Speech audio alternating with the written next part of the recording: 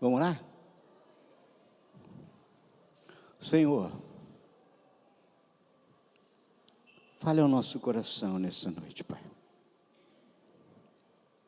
Queremos proclamar liberdade plena, genuína do Teu Santo Espírito entre nós.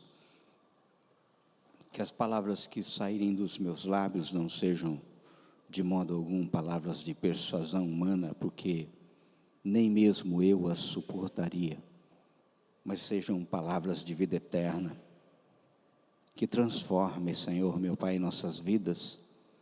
Nós não queremos sair daqui do jeito que chegamos. Fale, Senhor, meu Pai, profundamente.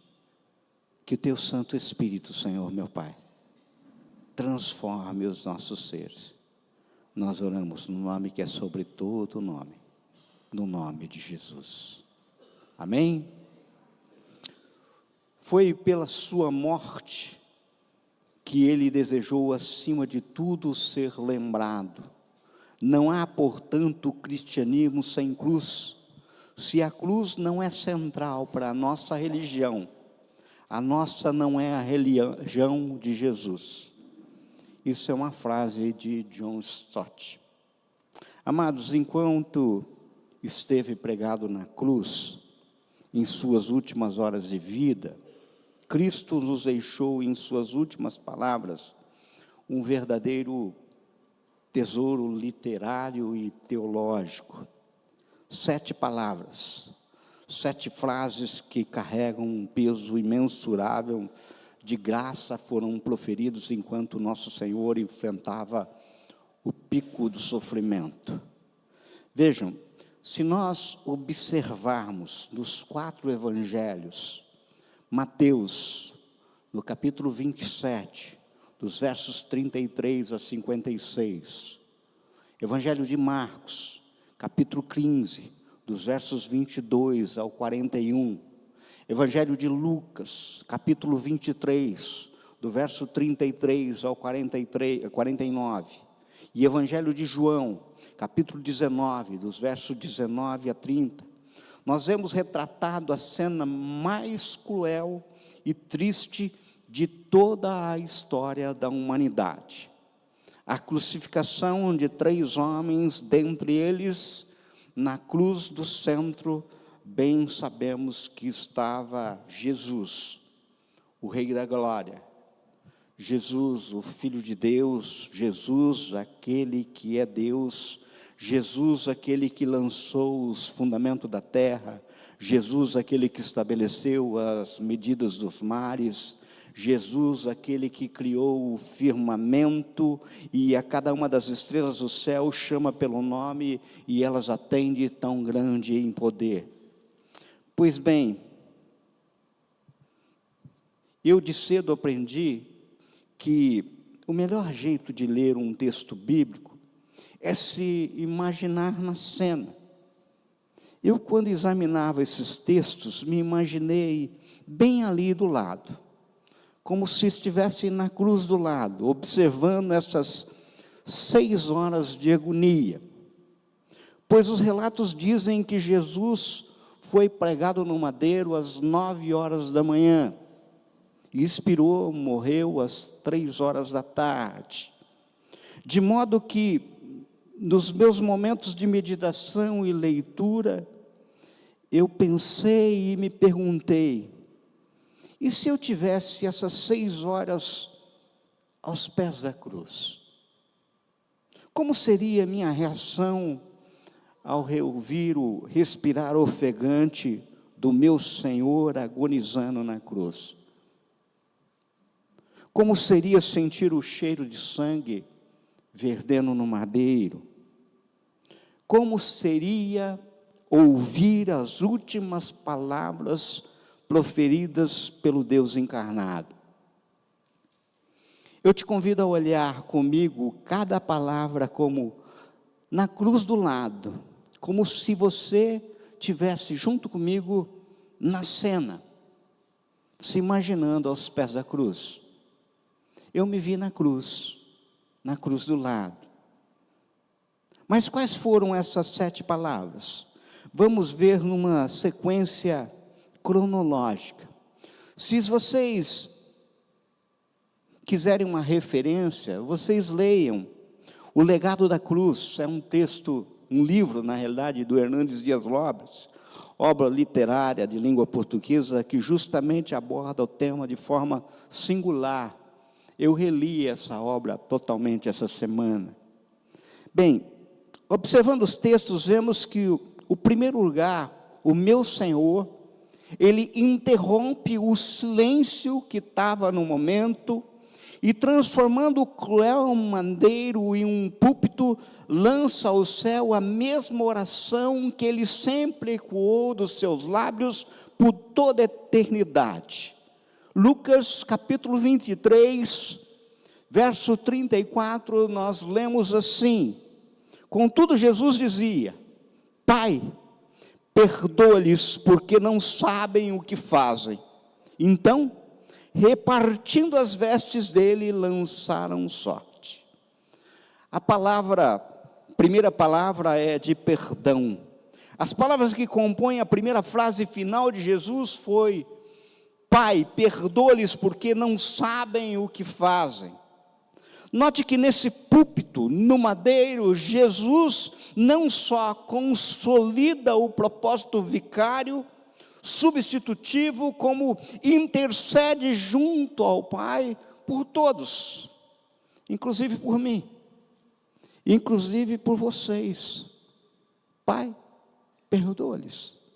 Cristo era alvo de blasfêmia, era alvo de zombaria, ele enfrentava a humilhação de ser submetido a esse sofrimento pela sua própria criação. Independentemente, Jesus proferiu palavras de perdão sobre seus perseguidores que condenaram injustamente, que segundo a lei mosaica pecavam por punir um inocente. Ele era alvo de palavras de maldição, mas ele rogou ao Pai que os perdoasse, pagando o mal com o bem, compensando a maldição com bênção. Amados, Cristo carrega essas palavras com sua graça, cumprindo exatamente aquilo que é a profecia que está em Isaías 53:12, que diz: contudo levou sobre si o pecado de muitos, e pelos transgressores ele intercedeu, mostrando que até para o maior dos pecadores, o seu amor pode abraçar e pode redimir. Não há ninguém tão perdido no pecado que o amor de Cristo não se interessa em redimir. Aqueles homens, todos, pecaram pela ignorância. É aquilo que a gente vê relatado por Lucas em Atos 3:17 e 13:27. Mal sabiam eles que aquele era de fato o Criador do universo, e que estavam cometendo o maior, guardem isso, o maior crime da história. Acreditem, o perdão é uma atitude assustadora. C.S. Lewis, em sua obra Cristianismo Puro e Simples, afirma: todos dizem que o perdão é uma atitude maravilhosa, até que tenham algo para perdoar. Isso porque no mandamento de amar ao próximo, os inimigos estão inclusos, sabe? Agindo de acordo com seus ensinamentos sobre amar seus inimigos, Cristo fez na prática e ensinou na teoria. Ele não era um Deus teórico. Amou seus inimigos, intercedendo por eles, sendo totalmente coerente com seus ensinos. Pois enquanto os fariseus foram cobrados por ensinarem e não praticarem o que ensinavam, sua oração dá um perfeito exemplo de alguém que é leal àquilo que pregava. Cristo mostrou que, embora a cruz revele a maldade do homem, seu amor era sobrenatural, mostrando-se muito maior que o meu pecado, muito maior que o seu pecado. O seu amor, ele é imerecido, ele é impossível de ser comparado ou de ser comprado. Agora percebam, A partir do momento que Jesus irrompe o silêncio com a sua declaração, a oração de perdão, algo extraordinário acontece, pois aquele pecador da cruz da direita, a qual os evangelhos não relatam o nome. Se a gente quiser saber o nome, nós temos que se recorrer a um texto apócrifo. Nós vamos ler Nicodemos, escrito no século III, aonde aponta o pecador da direita como Dimas, o pecador da esquerda como Gestas. Naquele momento irrompe algo diferente nos corações. Nós vemos um pecador da esquerda totalmente frio, insensível. Em compensação, nós vemos um pecador da direita alterado. Não é mais o mesmo. Temos aqui lugar à segunda palavra. Lucas 23.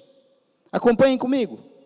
Jesus lhe respondeu: em verdade te digo, hoje estarás comigo no paraíso. A segunda palavra é de salvação.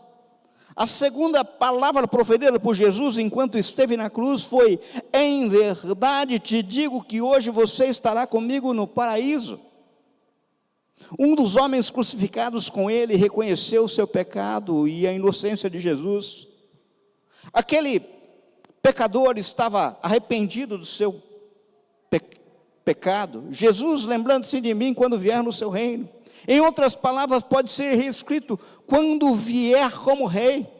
Jesus respondeu a esse pedido sincero vindo de um homem arrependido com uma palavra de salvação. A segunda palavra proferida naquela cruz foi de salvação. Wilson Franklin faz a seguinte afirmação acerca da resposta de Jesus: Jesus concede muito mais do que havia pedido aquele moribundo ladrão. Ele havia pedido para que se lembrasse dele no futuro, mas Jesus concedeu-lhe uma possessão para aquele mesmo dia, antes do pôr do sol. Jesus morreu para abrir as portas do céu a todos os pecadores arrependidos.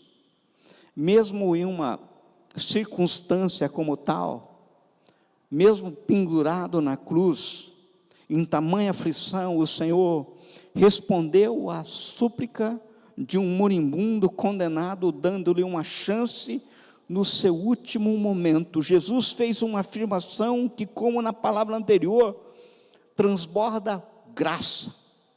Sobre o tema, na obra Notas da Pregação, George Davis afirma: na cruz um ladrão foi salvo para ninguém se desespere, mas apenas um, para que ninguém se iluda.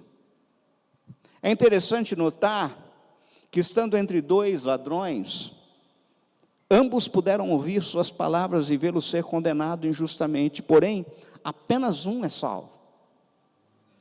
Enquanto um decidiu se manter com os zombadores, o outro, arrependido, é salvo pela graça de Deus. Essa palavra revela que a salvação não é resultado de boas obras, mas é resultado da graça de Deus. Aquele homem não podia fazer absolutamente nada por sua alma, estando pendurado em uma cruz. Entenda, ele jamais foi batizado. Ele não era membro de nenhuma igreja e nem participou de nenhuma ceia do Senhor em toda a sua vida. Mas para sua felicidade, a salvação vem pela fé, não pela obra dos seus braços. Porque ele não tinha uma grama de bons feitos. Em compensação, toneladas e toneladas de pecado. Assim como eu. Assim como você. Sabe? A salvação deste homem é evidenciada pelo arrependimento e seus pecados pela fé em Cristo Jesus. Agora acompanhem comigo. Nós mudamos de evangelho. João 19, verso 26. Vendo Jesus sua mãe e junto a ela, o discípulo amado disse: mulher, eis aí teu filho. Depois disse ao discípulo: eis aí tua mãe. Dessa hora em diante, o discípulo a tomou para sua casa. A terceira palavra proferida por Jesus foi uma palavra de cuidado. Foi uma palavra de afeição. A terceira frase de Jesus na cruz é composta pelas seguintes palavras: mulher, eis aí o seu filho. Depois disse ao discípulo: eis aí a tua mãe. Essas são palavras dirigidas a Maria, sua mãe, e a João, seu discípulo, que estavam presentes no lugar do seu sofrimento. Certamente era um momento mais difícil na vida de Maria, pois o menino que ela carregou nos braços estava agora pendurado no madeiro, sofrendo como um criminoso. A profecia registrada em Lucas 2:23 se cumpria. Maria estava sendo traspassada à espada. É isso que ela estava sofrendo. É muito provável que José, seu pai adotivo, já estivesse morto, por não ser mais citado em texto algum dos evangelhos e nem estar presente no dia da crucificação, o que torna Maria uma viúva. Diante desse fato, a história nos ensina que o cuidado de uma mãe viúva ficava sob a responsabilidade do filho mais velho. No caso, ficava sob a responsabilidade de Jesus. Caso o filho mais velho viesse a falecer, era comum que seus irmãos mais novos assumissem a responsabilidade de cuidar da mãe viúva. Porém, Jesus delega a função ao amado de confiança, João. Ele confiava sua mãe aos cuidados de João, alguém em quem ele confiava, pois seus irmãos ainda não criam em sua divindade, não criam nele e provavelmente não estavam presentes no Calvário, não estavam ali. Em tamanho sofrimento, enfrentando dores indescritíveis, ele nesse momento, ele mostra algo maravilhoso. Ele não pensa em si, ele pensa na mãe, ele olha para a mãe, ele cuida da mãe. Ele não estava pensando em si mesmo, ele estava preocupado com o futuro da sua família, com o futuro da sua mãe, a quem muito amava. Maria cumpriu os seus deveres como mãe, de maneira excelente. Agora o filho é quem está cuidando da mãe. Ele realizou o ato de grande obediência, sabe? Mesmo em meio às piores circunstâncias da vida, sejam elas quais forem, é possível ser obediente e fazer a coisa certa. A obediência sempre terá o seu espaço em toda e qualquer situação.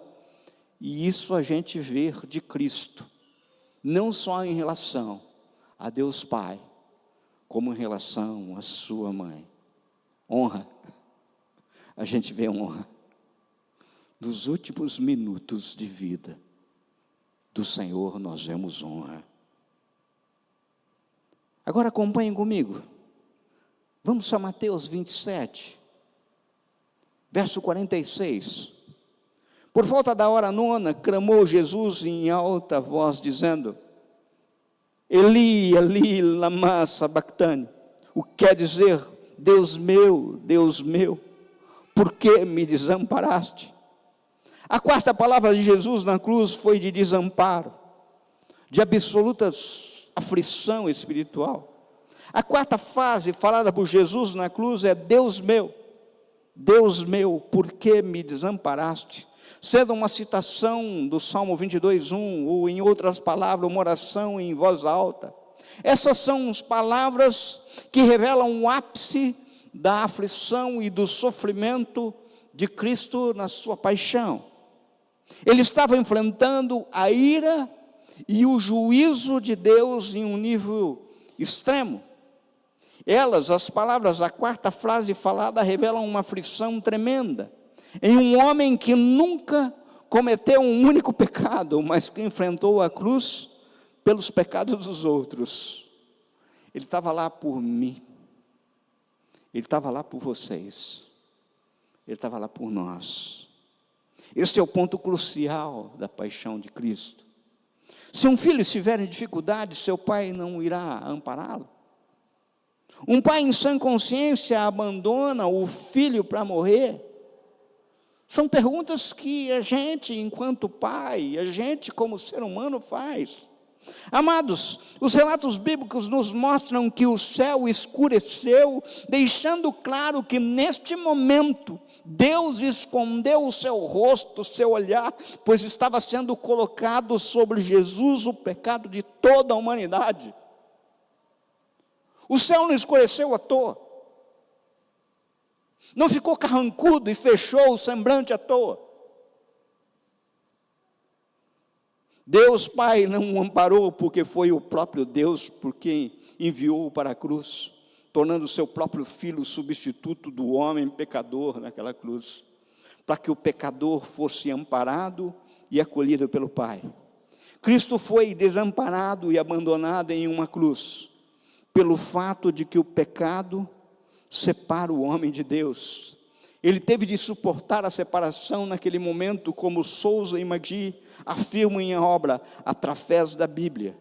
Quando Jesus gritou em alta voz: Deus meu, por que me desamparaste? O Pai ocultou o seu rosto do Filho, porque Jesus tinha se tornado pecado por nós. O Filho que conhecia tão bem a intimidade com o Pai, o Filho que conhece o Pai como ninguém o conhece, estava experimentando o que tinha pedido para não experimentar. Ser abandonado pelo seu Pai, algo que nunca tinha conhecido antes, era experimentado agora em toda a sua plenitude. Jesus, o Filho de Deus, levava sobre si a maldição de toda a humanidade. A quarta palavra, a quarta frase da cruz, faz nossa mente retornar ao alto salvífico de Cristo e a sua imensurável demonstração de amor e o seu sacrifício que apaziguou a ira de Deus, sabe? Aquilo que nos fez separação. Quando o cálice da ira que era destinado ao ser humano pecador foi bebido por ele, essa palavra é um grito de agonia de alguém que estava desamparado, de um inocente que sofria por uma humanidade corrupta, sabe, corrupta. Quando a gente vai em Isaías 53, a gente lê lá: certamente Ele tomou sobre si as nossas enfermidades, as nossas dores levou sobre si, e nós o reputamos por aflito, ferido de Deus e oprimido, mas Ele foi traspassado pelas nossas transgressões, e moído pelas nossas iniquidades. O castigo que nos traz a paz estava sobre Ele, e pelas suas pisaduras fomos sarados. Todos nós andávamos desgarrados como ovelhas, cada um se desviava pelo caminho, mas o Senhor fez cair sobre Ele a iniquidade de todos. Ele foi oprimido e humilhado, mas não abriu a boca. Como cordeiro foi levado ao matadouro, e como ovelha muda perante os seus tosqueadores, ele não abriu a boca. Por juízo opressor foi arrebatado de sua linhagem. Quem dela cogitou? Porquanto foi cortado da terra dos viventes por causa da transgressão do meu povo, foi ele ferido. Foi por causa de mim, sabe? Eli, Eli, lama sabachthani. Esse grito revelou o âmago de um propósito, que era carregar o pecado dos homens sobre si, e o preço espiritual que foi pago para que isso fosse possível. Agora, percebam, se nas palavras que formam a quarta frase de Jesus, antes de sua morte, foi revelado o seu sofrimento espiritual, a frase seguinte foi revelado o sofrimento físico. Dá uma olhada para mim em João 19, 24. Depois, vendo Jesus que tudo já estava consumado para se cumprir a Escritura, disse, tenho sede. A quinta palavra dita por Jesus reflete seu sofrimento, sua aflição física. A quinta frase de Jesus antes de sua morte foi: tenho sede. Sem sombra de dúvida, essas são as palavras mais simples das 7 frases. São palavras comuns de que revelam uma necessidade de um homem comum. homem de carne, homem de osso, homem que sentia fome, sentia sede. Porém, mesmo sendo palavras simples, são carregadas de significado. Jesus estava morrendo e mesmo já tendo enfrentado o Getsêmani, o sinédrio judaico, o pretório romano, o governador Pilatos, o cruel açoite romano, os escravos, enfrentava mais uma vez o desprezo dos homens. Ele foi submetido a mais uma humilhação.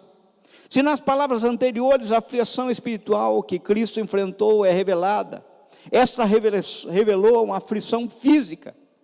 Ele permaneceu pregado na cruz durante 6 horas, sendo torturado por dores que não mostravam a menor piedade dos homens. Estando fraco, provavelmente a boca seca, a garganta amarga, ele pediu água. Para os crucificadores, a sede era um enorme tormento. Porém, a resposta a esse pedido não é água, mas possivelmente como um ato de desprezo. O texto revela que os homens na sua volta colocaram uma esponja, encharcaram com vinagre, penduraram numa vara e levaram até os lábios do Senhor. Há quem diga que Jesus estivesse nesse momento, talvez, pensando no Salmo 69, em sua mente naquele momento. É muito provável que sim. Jesus conhecia as Escrituras e ensinava como ninguém. Certamente, essas palavras estavam na sua mente, o que prova que ele sabia que aquele ato de ter recebido vinagre em sua boca significava. As Escrituras estavam se cumprindo, dando testemunha de que o que Deus havia falado por meio dos profetas era verdadeiro. Ele veio. As Escrituras dão testemunha dele próprio, aquilo que dá em João 5,39. Cumprindo a Escritura, Jesus proferiu essas palavras, revelando parte da sua agonia física. E isso prova a sua natureza humana, deixando claro, mesmo sendo verdadeiro Deus, ele também era verdadeiro homem, com necessidades físicas e emocionais, como um ser humano comum, e que toma sua verdadeira identidade visível apenas aos olhos da fé. Aquele homem crucificado entre 2 criminosos era Deus e homem simultaneamente. Fugindo da compreensão humana, além disso, as palavras de Cristo dão um testemunho de que a fé do cristianismo está baseada em um evangelho verdadeiro, não em uma falsa crença, na qual Cristo é apenas um espírito, como para os gnósticos, ou um homem comum para os ateus. Finalmente, elas revelam o preço pago por Cristo por uma aflição física, para salvar um homem pecador como eu, sabe? Agora, acompanhem comigo, João 19, verso 30. Quando, pois, Jesus tomou o vinagre, disse: está consumado, e inclinando a cabeça, rendeu o Espírito. A 6ª palavra dita por Cristo naquela cruz é uma palavra de vitória. Em sua penúltima frase, registrada em João 19:30, Jesus bradou um grito de vitória. As palavras são: está consumado. A 6ª palavra, a 6ª frase na cruz traz esperança, traz alegria, são palavras de vitória. Essa palavra é o marco do cumprimento de uma grande missão que nos permite meditar de forma significativa sobre a salvação. Uma missão dada pelo Pai ao Filho, que havia sido cumprida e que agora o Filho declarava ao Pai que havia feito o que lhe foi confiado. No grego, a palavra traduzida como está consumado é tetelestai. É uma expressão que se refere a pagamento de uma dívida. Uma tradução literal dessa palavra nos levaria ao termo pago. que se trata de uma expressão comercial usada na época, encontrada em recibos e notas comerciais, semelhante a carimbos usados, sabe, atualmente. É como um carimbo, pago, quitado. A palavra ainda pode ser traduzida como completo, finalizado, concluído. Outro uso da expressão tetelestai era quando um servo relatava ao seu senhor que a tarefa lhe foi encarregada de fazer estava completa. Ele dizia: consumei o que me fora confiado a fazer. Era usada também pelo sacerdote que, ao examinar o animal dedicado ao sacrifício, não encontrado nele defeito algum, declarava: tetelestai. Outro uso da expressão era quando um artista finalizava uma pintura: tetelestai, obra concluída, completa. Amados, religião diz para muitos: faça. Jesus diz: está feito, está consumado. Religiosidade é o homem à procura de Deus, cristianismo é Deus procurando o homem. Infelizmente, ainda hoje, nós temos visto muita religiosidade, muito poucos cristianismo.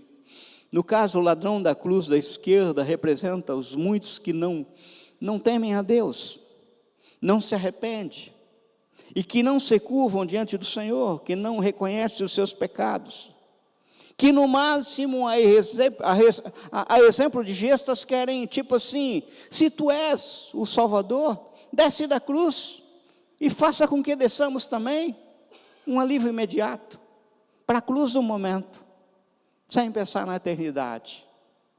Salvação sem cruz, sem entender que sem cruz não há salvação. Assim é possível perceber que Jesus, em sua penúltima frase registrada nos evangelhos, revelou muito mais do que a pepita de ouro, mas um tesouro inteiro. Ele está afirmando, sem deixar a menor sombra de dúvida, que a dívida eterna que o ser humano tinha com Deus foi paga, foi quitada completamente pelo seu sangue. Sabe? Ele está afirmando que a missão que foi dada pelo Pai foi completa. Ele está afirmando que, como o grande pintor da história, ele havia terminado a obra. E ela foi bem feita. Ela foi completa. Eu não preciso de Cristo, da cruz e mais alguma coisa. Está consumado. Finalmente, olhem comigo. Lucas 23, verso 46. Então Jesus clamou em alta voz: Pai, nas tuas mãos entrego o meu espírito. E dito isto, expirou. A sétima palavra de Jesus é de redenção. A última palavra de Jesus naquela cruz foi: Pai, nas tuas mãos entrego o meu espírito. A sua última frase foi um grito em alta voz, um grito que revelou sua total rendição à vontade do Pai.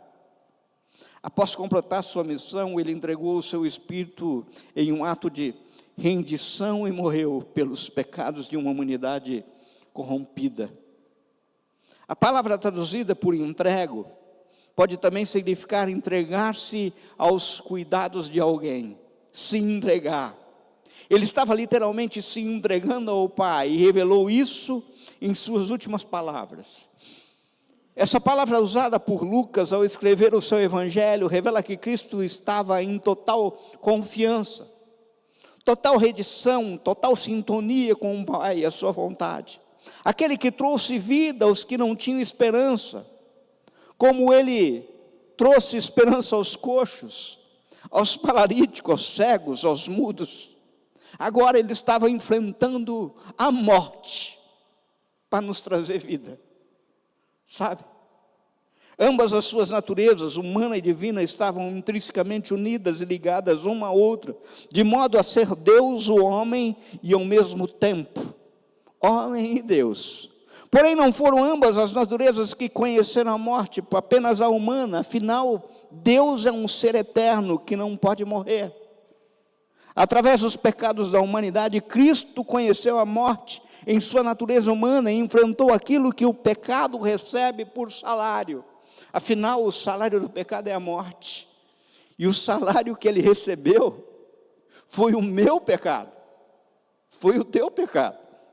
Cristo cumpriu a sua missão voluntariamente. Onde a gente pode encontrar uma obediência semelhante a essa? Uma entrega como essa? Quem em algum momento pensou estar no controle, se enganou, sabe? Quem acha que Cristo estava naquela cruz porque Judas o traiu? Porque Roma estava no comando? Quem acha que Cristo estava naquela cruz porque o Sinédrio fez uma falcatrua no julgamento?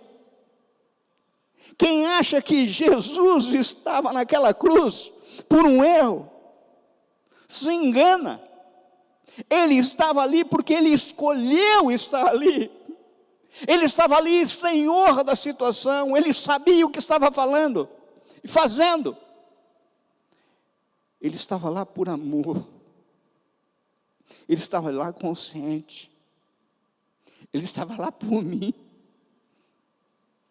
Ele estava lá por nós. Sabe? Acredite, em nenhum momento o Senhor perdeu o controle total da história. E eu vou concluir. As últimas frases de Jesus antes da sua morte são amostras da grandiosidade do seu feito.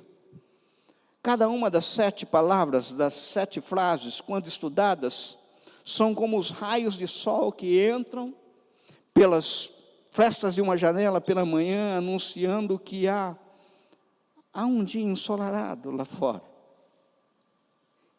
que há luz muito maior por trás deles, e essa luz é Cristo, sabe?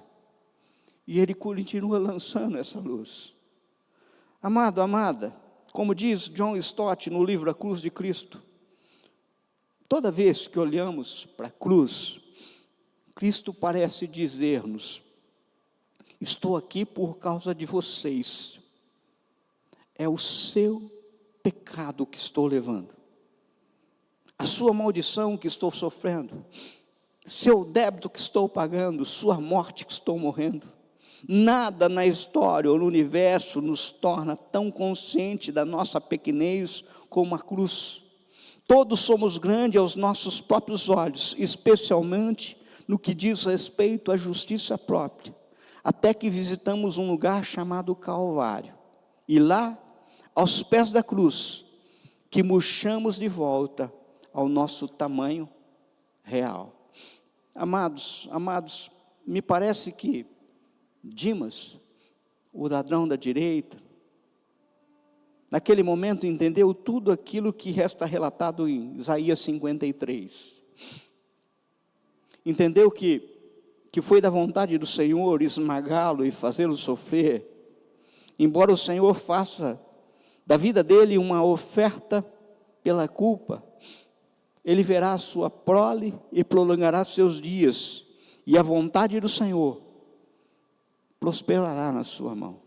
Ou seja, foi a vontade do Senhor, num plano pré-concebido na eternidade, que só haveria vida para mim, para você, através da morte de Jesus naquela cruz. Queridos, aquela cruz era tudo que nós precisávamos, tudo. Entendam, quando criamos algo além da cruz, é como se novamente desprezássemos o sacrifício da cruz, fazemos como se algo que aquilo não tivesse valor. Mateus 16, 15, 16 diz assim: ide por todo o mundo, pregai o evangelho a toda criatura, quem crer e for batizado será salvo, quem por erro não crer, será condenado. Simples, né? Simples. simples assim. Diz que certa vez, um pregador foi convidado a entregar uma mensagem bíblica a uma plateia de intelectuais, doutores e professores de uma renomada universidade. Lá chegando, começou a explanar um texto bíblico de profundo conhecimento teológico, visto que pregava grandes pensadores e formadores de opinião. Ao preparar o sermão, ele cuidou para ter abundantes versículos bíblicos, porque ele não podia correr nenhum risco. Quem sabe pessoas conheciam e poderiam ser interrogados. No caso, ele se esmerou ao máximo para prender a atenção daquela preciosa plateia, que friamente analisava as palavras do pregador, não só pelo conteúdo da pregação, mas também pela sua postura homilética, hermenêutica, e todos os outros adjetivos que um orador possa somar em sua técnica de sermão. Para sua tristeza, ele recebeu uma reação fria, indiferente dos seus ouvintes. Imagina você, uma enorme plateia, silêncio absoluto, olhar de julgamento, uma atmosfera de total desprezo. Querido, se você for um dia pregar para uma plateia assim, não escolha isso. Vá pregar para criança, sabe? De preferência um texto que fale de Davi e Golias, fale de heróis, eles são mais receptíveis. Perto de chegar ao desespero, o seu raciocínio foi mais rápido do que o tempo que lhe restava para terminar aquele enfadado sermão. Ele notou que, na verdade, as suas palavras eram simples demais para aqueles doutores que estavam ouvindo. Eles queriam algo mais profundo, eles queriam algo mais enigmático. As palavras do Evangelho que eles estavam usando eram muito superficiais para aqueles intelectuais, algo que não lhes prendia atenção. Foi então que ele teve a seguinte reação. Ele baixou o olhar em direção à sua Bíblia, fazendo um intrigante silêncio, por um curto espaço de tempo. Foi o suficiente para chamar a atenção dos ouvintes.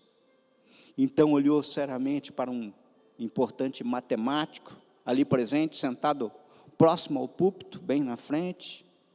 Doutor, pode, por gentileza, me responder uma pergunta? Claro, por favor, faça a pergunta, respondeu educadamente o matemático. Me diga, sem perda de tempo, quanto é 2 mais 2? Um pequeno murmurinho de riso se fez na plateia, seguido de um espaço de silêncio por todos. O doutor, com um olhar fixo no jovem pregador, abre um pequeno sorriso e logo muda a primeira expressão séria e calculista. Pensa consigo mesmo, o que esse homem pretende com essa pergunta? Pode ser que ele queira apenas fazer graça com a minha cara, na presença de todos os meus colegas, querem me ridicularizar. Quem sabe ele queira um resultado óbvio. Talvez o resultado não seja tão óbvio assim. Envolto em tantas dúvidas, ele começa a fazer cálculos. Todos os cálculos possíveis, a partir do número 2, sabe? E aí o público ficava olhando pacientemente com ele, esperando uma resposta. Alguns instantes o matemático rompe silêncio enfático, afirma ao pastor: não sei, pregador. A resposta era perfeita para que o Deus precisava fazer, aqueles sábios e entendidos. Ali presente um menininho, havia cerca de 10 anos. O pregador então se dirige àquele rapazinho e pergunta: ei menino, me diga, quanto então é 2 mais 2? 4, responde o menino, atropelhando a pergunta e o interlocutor. Parabéns, garoto, sua resposta está correta. 2 mais 2 é 4. Um cálculo tão simples quanto as palavras de Jesus. Vim para que tenham vida e a tenham em abundância. Eis que estou à porta e bato. Se alguém abrir, entrarei e cearei contigo. Eu sou o caminho, a verdade e a vida. Ninguém vem ao Pai senão por mim. Sabe, meu querido, o mundo não entende as palavras de Jesus, não porque sejam complicadas, mas porque, na verdade, são simples demais. As pessoas buscam algo enigmático, algo esotérico, complicado, e de preferência que não se explique usando referência que se assemelhe à Bíblia. Eu, na verdade, fico alegre com isso, ao lembrar a oração sacerdotal de Jesus, que disse: graça te dou, ó Pai, Senhor do céu e da terra, que escondesse essas coisas aos sábios e entendidos, e a revelaste aos pequeninos. Aquilo que está em Lucas 10, 21. Olhando para o menino, aquele pregador disse: alegre-se, por ser um pequenino servo de Deus, querido irmão, e que todos saibam a resposta certa. 2 mais 2 é 4, e Jesus salva. Aleluia, aleluia. Eu estou aqui nessa noite simplesmente para anunciar uma verdade absoluta e suficiente. Se você estiver nessa cena, na cruz do lado, qual seria a atitude tua? De Dimas ou de Gestas? Sabe?